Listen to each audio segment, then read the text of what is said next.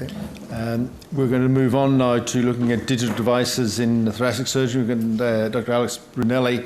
I see he's down here as being from Leeds now. I think the last time you were at the Mayo Clinic, and before that it was Rome, and Duke before that. Corner.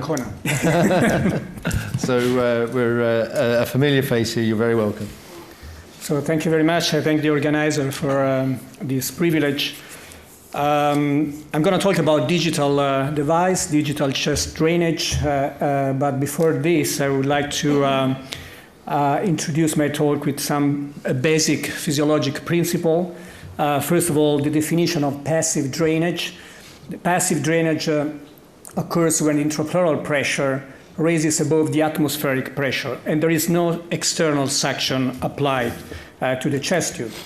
An active drainage occurs when the subatmospheric pressure, a negative pressure, is applied or created either by applying an external source of suction or by a column of fluid within the chest tube and extending below the level of pleural space. So according to this physiologic principle, the term water seal, what we were used to call traditionally water seal, doesn't always correspond to no suction.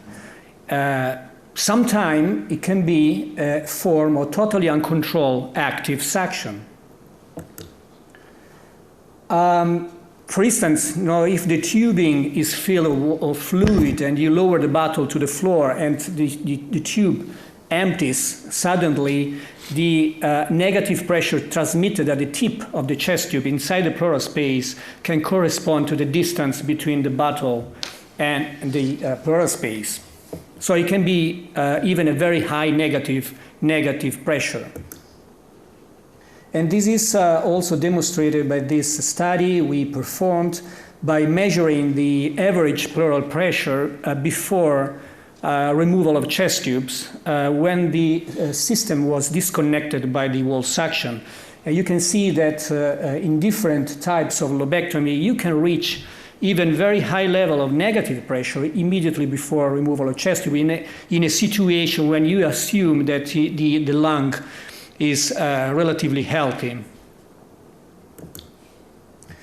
So all the studies, randomized trials performed to compare suction versus no suction, if you take into account this physiologic principle, make really no sense. And they have been developed or created or conducted in a very uncontrolled situation. And this can explain the inconsistent findings sometimes you have from these studies.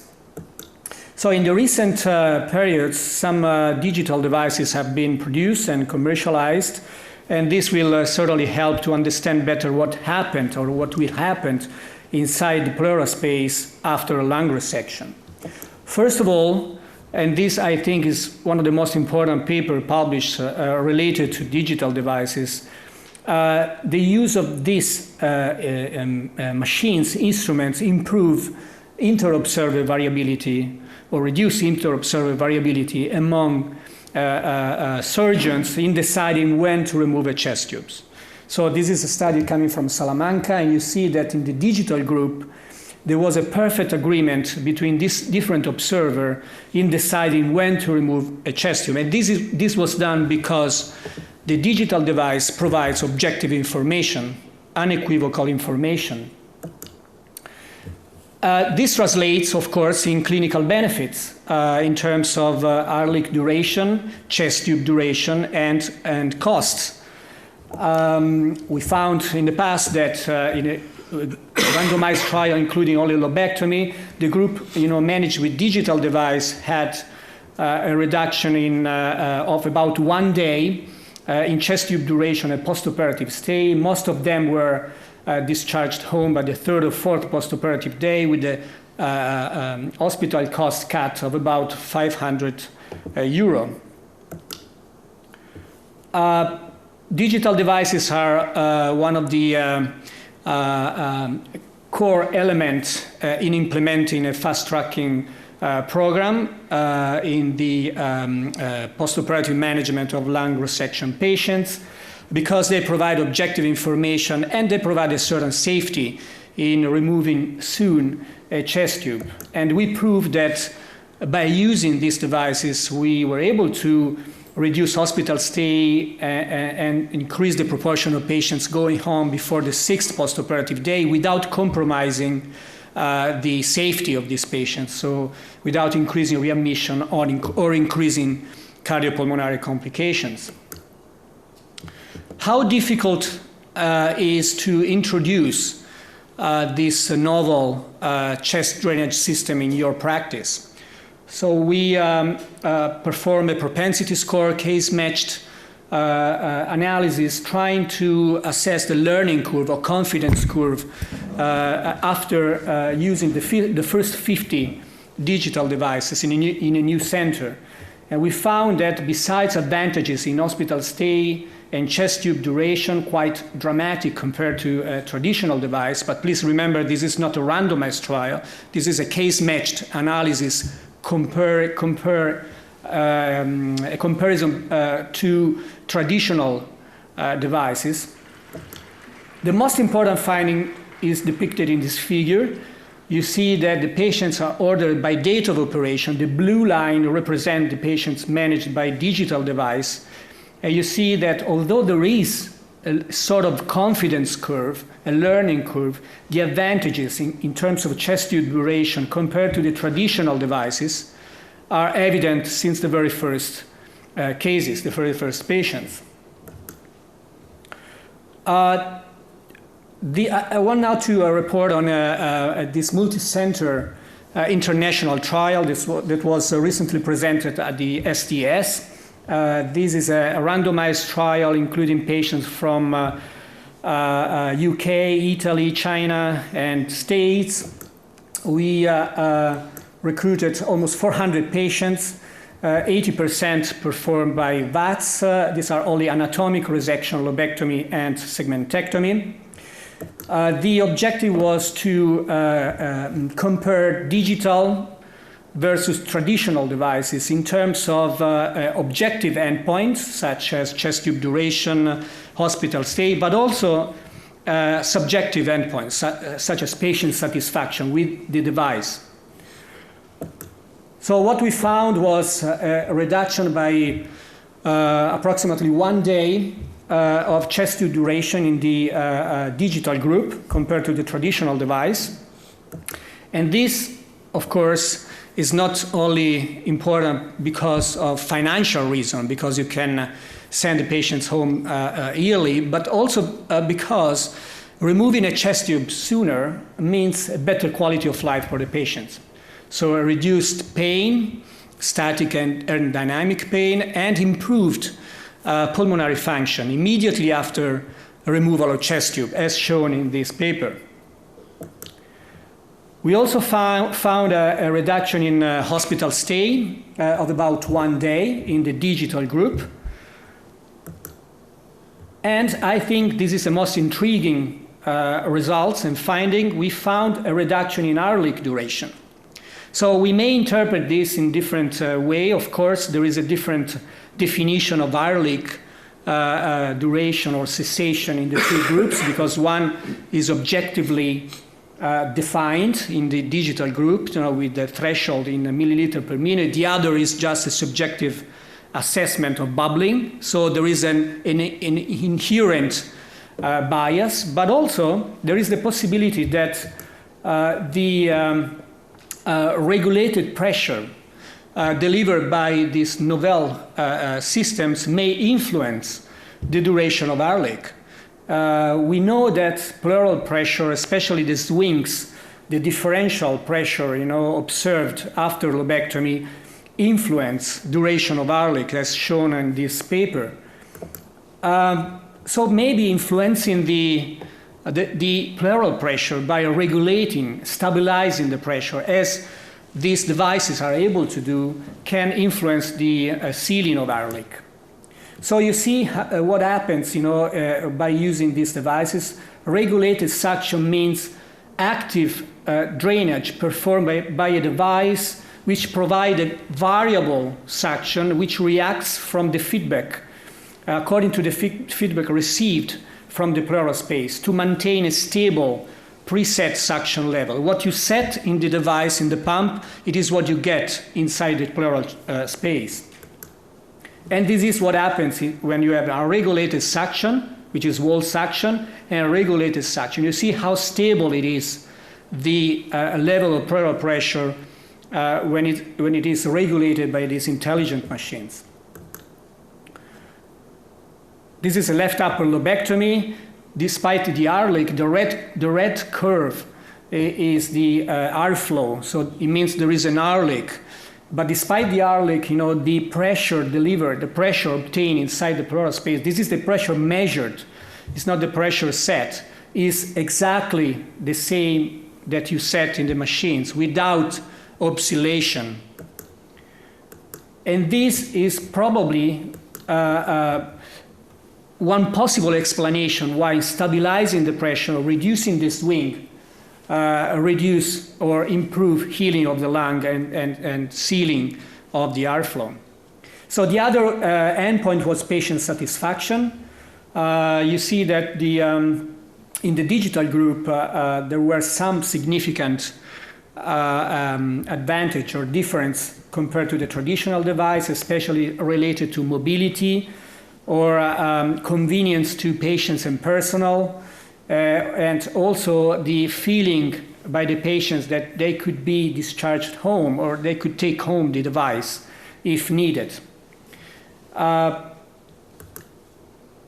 So there is an advantage, in objective and subjective endpoint observed in this multi-center study. If you want to go a step further and let's say, revisit the old concept of suction versus non-suction previously performed in a totally uncontrolled way, we performed a similar study using the digital device and comparing a regulated form of suction versus a regulated seal, which means that different level of pressure but regulated pressure set on the machine. And we found that, in the two group, the group of regulated suction or regulated seal, when we set the pump at very minimum level, -2, and at this level the system works only to compensate positive values more positive than -2, but in the absence of air leak, it simply observes what happens and monitor the patient's pleural pressure. We didn't find any difference between the two groups. So in a controlled situation, we may say that regulated suction is equally safe as a regulated seal in terms of prolonged air leak, in terms of duration of air leak and pleural effusion. So this information may certainly set the basis for future investigation on active pleural management, especially in patients with air leak. I think this is very important in light of recent experimental observation. This is a recent study presented in Birmingham at the SDS last year. It is performed on rabbit, but you can clearly see that after lobectomy, there is a reduction of total lung compliance due to the lung resection, which is higher in larger resections. And this is particularly true and evident on the side, on the operated side, on the surgical side, which means that this lung, the remaining part of the lung, is prone to over-distension if unregulated suction is applied, and over-distension may lead to fragmentation of intracellular matrix and lead to pulmonary complication. So in conclusion, we may say that digital devices are safe and user-friendly, showing a short confidence curve. They are certainly effective in improving inter-observer variability. They have been proven to reduce chest tube duration and hospital stay with financial benefit and advantages. They improve patient satisfaction with the system compared to the traditional devices. and deliver regulated pressure, which may promote sealing of air leaks and prevent over-distension of the remaining parenchyma. Thank you very much for your attention. Thank you very much. Could I just have a show of hands? Who regularly uses some digital technique at the moment? So probably a bit more than 50% are already using them. So the battle's half won. Any particular questions? Graham from Manchester. I'd like to ask you, we're trying to get this off the road now. There seems to be a discordance between 0 mils to 0 bubbles.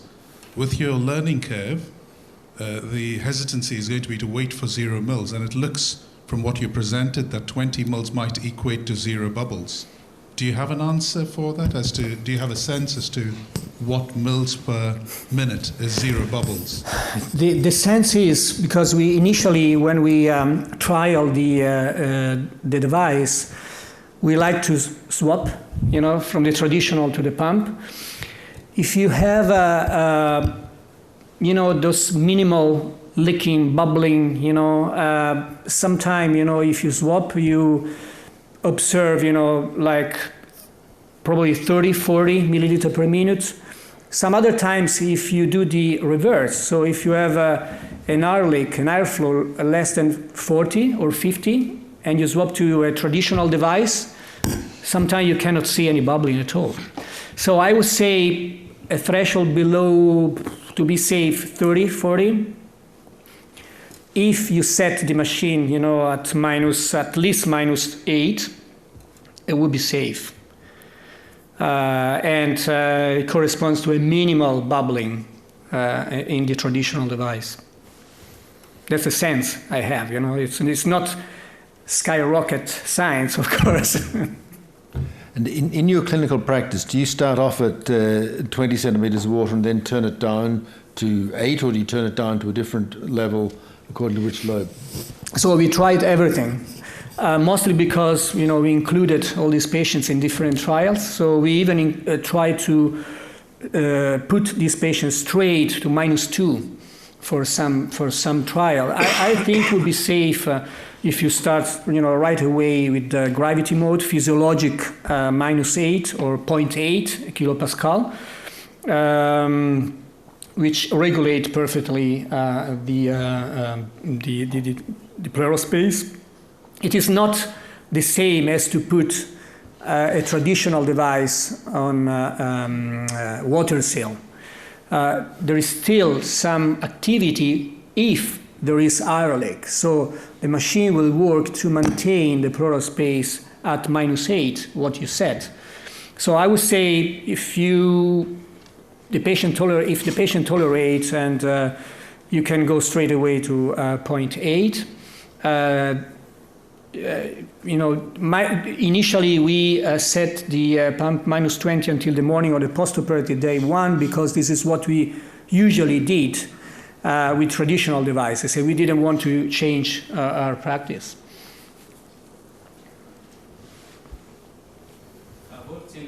Could you just use the mic? I'm Anas, one of the registrars. I worked in a department where we used Topaz, and one of the things we encountered is sometimes the Topaz doesn't cope with the amount of air leak, especially after LVRS surgery or sometimes in the bilobectomies, and we had to swap from Topaz to normal water seal. So what is your experience in that? And my other question, in your randomized trial, what was the conversion rate if that happened from digital devices to water seals? So for the last question, we didn't have any conversion rate, crossover.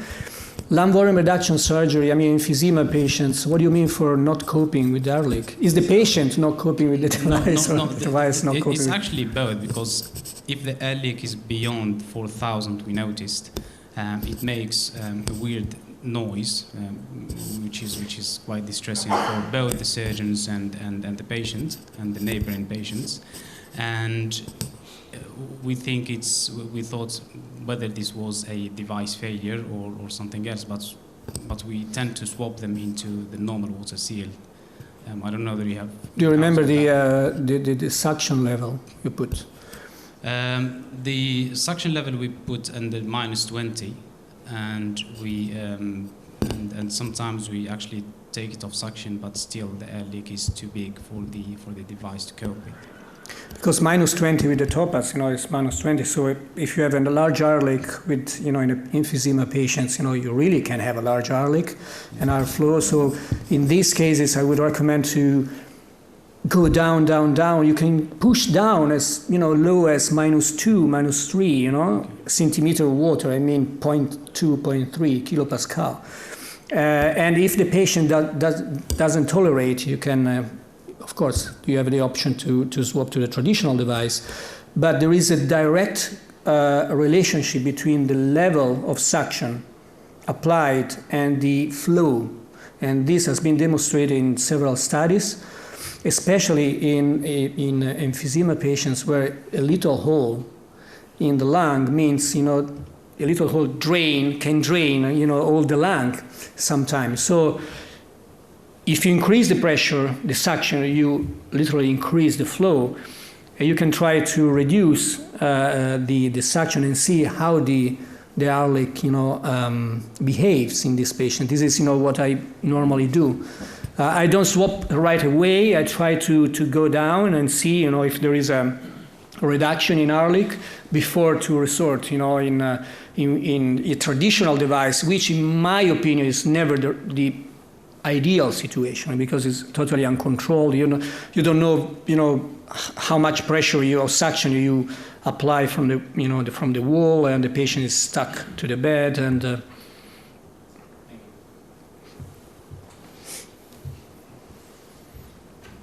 Okay. Thank you very much. Thank you very much. No further questions. We'll